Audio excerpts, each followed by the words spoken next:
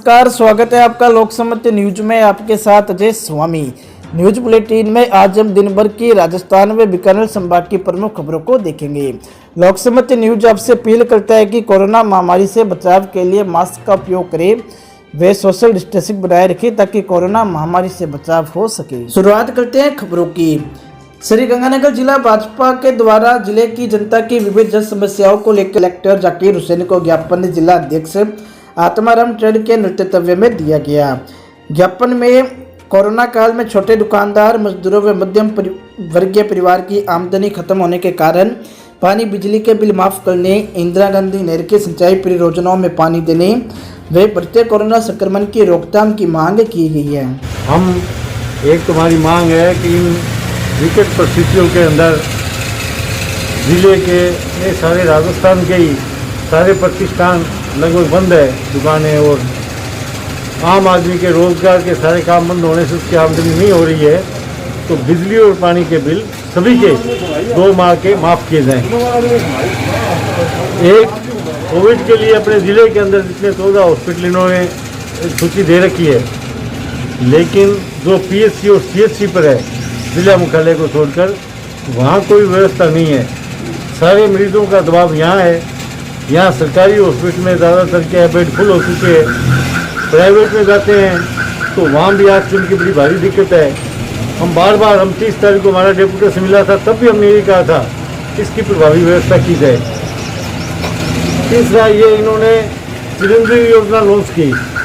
इन्होंने कहा था 30 अप्रैल तक जिनका रजिस्ट्रेशन हो जाएगा उनको फ़ायदा मिलना शुरू हो जाएगा 1 मई से, लेकिन अभी आप पेपरों में आए, आप देख रहे हो अभी निजी चिकित्सालय है उसका फ़ायदा नहीं दे रहे हैं, तो फिर उस स्कीम का क्या फ़ायदा है। इसलिए तत्काल उसको फ़ायदा कोविड के अंतर्गत है उसमें ब्लैक फंगस और सभी को लेके हर आदमी को इसका फ़ायदा दिया जाए। बढ़ते हैं अगली खबर की ओर। हनुमानगढ़ जिला कलेक्टर नटमेल डिडेल ने जिले के किसानों को आगामी 2 दिनों में ताउते तूफान को देखते हुए अपनी फसलों को मंडी में नहीं आने को लेकर आगाह किया। जिला कलेक्टर ने बताया कि मौसम विभाग के अनुसार अरब सागर से उठे चक्रवाती तूफान ताउते के उत्तर पश्चिमी दिशा की ओर आगे बढ़ने और 18 मई को राजस्थान में प्रवेश को देखते हुए जिले में आगामी 2 दिनों तक 18 व 19 तारीख को किसानों से मंडी में फसलें नहीं लाने के लिए आग्रह किया। शासन ने 2 दिन का बफर स्टॉक ऑक्सीजन का हमने क्रिएट कर लिया है। अगर कोई भी विपरीत स्थिति उत्पन्न होती है तो उसका हम उपयोग करेंगे। साथ ही लिक्विड ऑक्सीजन जो कि राज्य सरकार द्वारा पर्याप्त मात्रा में आ रही है तो उसका स्टॉक भी है। जो हमारा ऑक्सीजन जनरेशन प्लांट है, लिक्विड ऑक्सीजन से जो ऑक्सीजन बनती है, वहाँ पर विद्युत आपूर्ति के लिए अलग से एक टीम गठित कर दी गई है जो 24/7 उसकी देखरेख कर रही है। फिर भी विपरीत स्थितियों के लिए एक हमने जनरेटर वहाँ पे अल्टरनेट रखवा दिया है जो ऑक्सीजन का लगातार उत्पादन करेगा।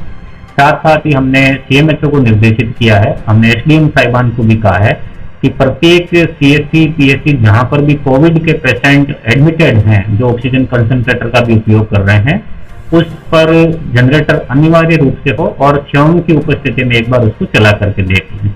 PWD-SC के माध्यम से हम एक रोड क्लियरिंग टीम अलग से बना रहे हैं जिसमें सिविल डिफेंस के भी पर्सनल होंगे जो किसी भी स्थिति में अगर रोगियों का परिवहन है या ऑक्सीजन का परिवहन है या अगर किसी आपात स्थिति में कोई रोड ब्लॉक हो जाती है तो जल्द से जल्द उस रोड को भी हम क्लियर कर सकें। ऐसी विद्युत को निर्देशित किया है कि विभिन्न चिकित्सा संस्थान चाहे वो प्राइवेट हो या सरकारी, उनकी विद्युत आपूर्ति बाधित नहीं हो। अगर फिर भी बहुत तेज अंधड़ स्थिति में कुछ पोल गिर जाते हैं तो हमारे पास पर्याप्त मात्रा में सामान हो, टेक्नीशियन हो, लोग हो, ताकि कम से कम समय में उसको हम रिस्टोर कर सकें। बढ़ते हैं अगली खबर की ओर। श्रीगंगानगर जिले में चिकित्सा एवं स्वास्थ्य विभाग द्वारा कोविड-19 को लेकर चलाए जा रहे टीकाकरण अभियान के अंतर्गत 18 मई व 19 मई 2021 को 45 वर्ष आयु से अधिक नागरिकों को कोविशील्ड दवा का टीकाकरण किया जाएगा। जिन नागरिकों ने कोविशील्ड की द्वितीय डोज लेनी है उनके 84 दिन बाद दूसरी डोज दी जाएगी। RCHO डॉक्टर HS बराट ने बताया कि इसी प्रकार कोवैक्सीन दवा की द्वितीय डोज श्रीगंगानगर में दी जाएगी। जिन नागरिकों ने 4 सप्ताह पहले कोवैक्सीन की पहली खुराक ली है वे जिला मुख्यालय पर अग्रसेन नगर स्थित संचालित सेंटर वे अर्बन नंबर 2 पर टीकाकरण करवा सकते हैं। बढ़ते हैं अगली खबर की ओर। बीकानेर के PBM अस्पताल में कोविड सेंटर में लगातार शिकायत मिलने पर अनोखा विधायक बिहारी लाल बिश्नोई के साथ जन संघर्ष समिति का संयोजक सुरेंद्र सिंह शेखावत, भाजपा युवा मोर्चा अध्यक्ष विक्रम सिंह व भाजपा नेता अशोक भट्टी ने कोविड सेंटर का निरीक्षण किया। मरीज व उनके परिजनों से इलाज के बारे में जानकारी वे अस्पताल का निरीक्षण किया। इस दौरान सभी तरह की जानकारी ली और जो कमियां पाई गई उनका जल्द प्रशासन के माध्यम से सुधार करवाने का आश्वासन दिया। जी सर, आज कोविड सेंटर का आपने निरीक्षण किया है, क्या किस तरह का ये निरीक्षण था और क्या कमियां और क्या नज़र आ रहा है? देखिए, पूरे प्रदेश में सरकारें युद्ध स्तर पर लगी हुई है, पीबीओ प्रशासन लगा हुआ है, जिला प्रशासन लगा हुआ है, केंद्र की सरकार लगी हुई है, फिर भी कोरोना संक्रमण का ग्राफ बढ़ता जा रहा है। अब जो स्ट्रिक्ट लॉकडाउन है उससे कुछ ग्राफ में कमी आई और हमेशा अलग अलग कहानियाँ अलग अलग प्रदेश जिलों की, पीबीएम की और फिर आपके माध्यम से जनता को पब्लिक डोमेन में आती है। तो आज एक विचार किया कि पब्लिक अकाउंट पे पब्लिक अंकेक्षण इस साथ होना चाहिए कि हमारे डॉक्टर और हमारे पीबीएम की व्यवस्था कैसी है। तो पूरे पीपी किट के साथ हम सारे साथी अस्पताल में आए, आईसीयू में कोविड वार्ड में पेशेंटों को देखा, उनके परिजनों से बात की।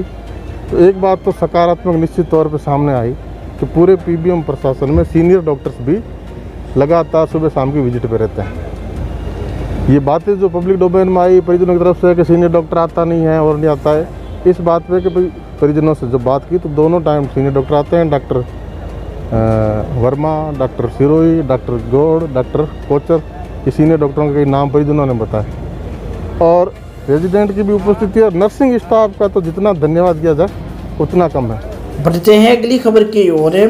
हनुमानगढ़ में कोरोना महामारी में जिला प्रशासन का सहयोग करने के लिए जिले भर से भामाशाह समाज सेवी दानदाता आगे आ रहे हैं। सोमवार को संयुक्त किसान मोर्चा टाका संग्रह द्वारा महात्मा गांधी राजकीय चिकित्सालय में करीब 1 लाख रुपए की लागत से ऑक्सीजन रेगुलेटर पीएमओ डॉक्टर दीपक सैनी को सुपुर्द किए। संयुक्त किसान मोर्चा के सदस्य राय साहब चाल ने बताया कि राजकीय चिकित्सालय में ऑक्सीजन रेगुलेटर की आवश्यकता महसूस की जा रही थी, जिसको लेकर किसानों ने अपनी जिम्मेदारी समझते हुए तुरंत प्रभाव से ऑक्सीजन रेगुलेटर की व्यवस्था करते हुए राजकीय अस्पताल को सुपुर्द किए। संयुक्त किसान मोर्चा टोल नाका संगरिया की तरफ से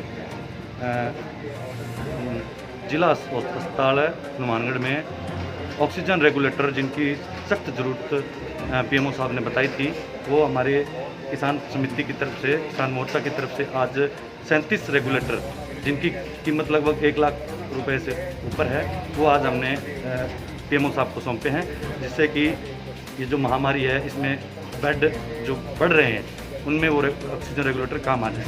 आपका परिचय? मैं राय साहब साथ मलट से टोल नाका नगराना को जो समिति है उसको हम चला रहे हैं। वहाँ पे लगातार 200 दिन से वहाँ लंगर सेवा भी चल रही है और ये जो सेवा की है ये वहीं हम सब साथियों ने मिलकर की है। बढ़ते हैं अगली खबर की ओर। पदमपुर में सेठ रिचपाल जैन चैरिटेबल ट्रस्ट भारत विकास परिषद पदमपुर व HCBC के माध्यम से ग्रीष्म ऋतु में पक्षियों के लिए परिंदे व दाना पत्र अभियान का प्रारंभ किया गया। कार्यक्रम की शुरुआत रामदास नागपाल पब्लिक पार्क में 21 परिंदे व दाना पत्र लगाकर की गई। कार्यक्रम में मुख्य रूप से अधिशासी अधिकारी साहबरा मेघवाल, भारत विकास परिषद अध्यक्ष इंद्रवीर सिंह, जैन ट्रस्ट के अध्यक्ष भोजरा जैन सहित बड़ी संख्या में जन प्रतिनिधि मौजूद रहे। रामगढ़िया गुरुद्वारा साहिब ने 11 लगाए। गुरुद्वारा साहिब की कमेटी ने इनमें जल व दाना डालने की जिम्मेदारी ली। भोजराज जैन व इंद्रवीर सिंह ने बताया कि ग्रीष्म ऋतु में हजारों पक्षी जल व दाने के अभाव में मर रहे हैं। इसी को लेकर सामाजिक संस्थाओं द्वारा आज परिंदे लगाए गए और एक राज्य स्तरीय अनूठी प्रतियोगिता को भी चलाया जाएगा, जिसमें 3 चरण होंगे। पहले चरण में प्रतियोगी अपने घर की छत पर, सड़क पर, पार्क या खेत के भी पक्षियों के जल के पात्र रखते हुए फोटो खिंचवाकर ऑनलाइन भेजेगा, जिसकी 2 जून 2021 अंतिम तिथि होगी।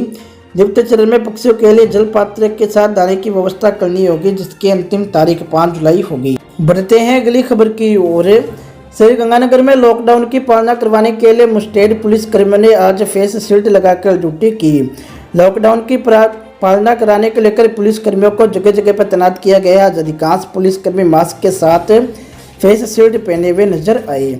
इस दौरान पुलिस ने कोरोना गाइडलाइंस की अवहेलना करने वाले अनेक लोगों के चालान काटे, वहीं अनेक वाहनों को भी सीज किया गया। शहर के अधिकांश चौक चौराहे व मार्गों पर पुलिस की सख्ती का असर दिखाया दिया। इसके अलावा नगर परिषद व पुलिस ने अनेक दुकान के चालान भी काटे। जिन दुकानों के चालान काटे गए वे दुकानें 11 बजे के बाद खुली हुई थी। इस पर सख्ती दिखाते हुए दुकानों के चालान काटने की प्रक्रिया की गई। बढ़ते हैं अगली खबर की ओर।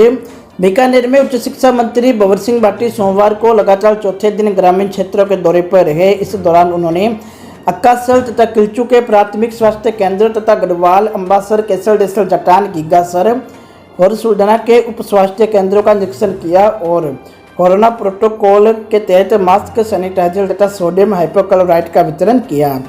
भाटी ने अक्कासर के राजकीय उच्च माध्यमिक विद्यालय व प्राथमिक स्वास्थ्य केंद्र पर बनाए गए क्वारंटाइन सेंटर का निरीक्षण किया और अन्य व्यवस्थाएं जांची।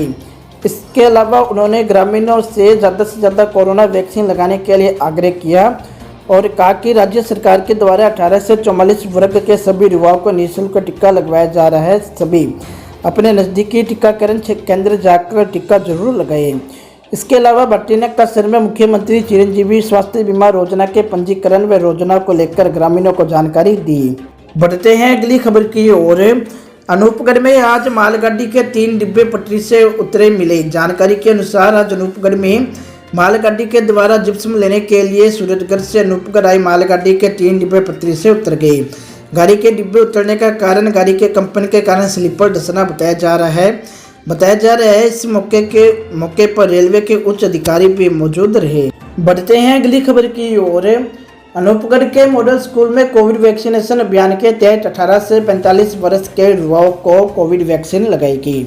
युवाओं को कोविशील्ड वैक्सीन की डोज दी गई, जिसको कोविड वैक्सीनेशन को लेकर युवाओं में खासा उत्साह देखने को मिला। व युवाओं के द्वारा कोरोना गाइडलाइंस की पालना करते हुए अपनी बारी आने पर कोविड वैक्सीन लगवाई गई।